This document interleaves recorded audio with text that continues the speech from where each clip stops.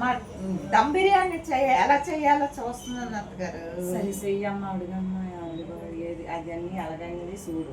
అది మాకు తెలియదు కదా సెలవు గురించి. అలాగే దమ్ బిర్యానీ చూస్తున్నాను. అమ్మా ఇంకా ఏం చూస్తాను, మీ సెల్లు ఎవరికైనా పెట్టారో నిమిషం. చేపల పులుసు అత్తగారు, చేపల పులుసు చేయాలని. బాబాయ్ చేపల పులుసు, చేపల పులుసు చూడమ్మా అయితే చూడు. చూస్తున్నాను. అమ్మా సుబా అత్తగారు ఏం చేస్తాను ఇంకా మళ్ళీ సెల్ ఈ సెల్లలు అయ్యి బాబు అత్తగారు మటన్ కర్రీ చూస్తాను. మటన్ కర్రీనే అయితే చూడమ్మా చూడు. Mutton curry. మటన్ అమ్మా అత్తగారు ఏం చేస్తాను అయిపోయింది. ఎప్పుడు వండుతావు మీకు మటన్ కర్రీని చేపలు ఇవన్నీ? అవన్నీ ఇప్పుడు వండను అత్తగారు. పప్పు టమాటా మాత్రం ఇప్పుడు చేస్తాను. ఇన్నోటి అన్నావమ్మ వండి పెడతావే. నేను ఎంతో ఆశతో తిందామని నాకు ఎంతో తినలా ఉంది. మీరు ఊరు వెళ్తారు కదా, మీరు ఊరు వెళ్తారు కదా, అప్పుడు నేను ఒక్కదాన్ని వండుకొని తిందామని.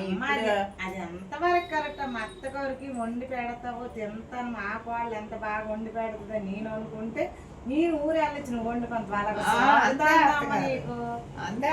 నా సంసారం వాళ్ళ తింటావా నీకు సాగుతుందాము.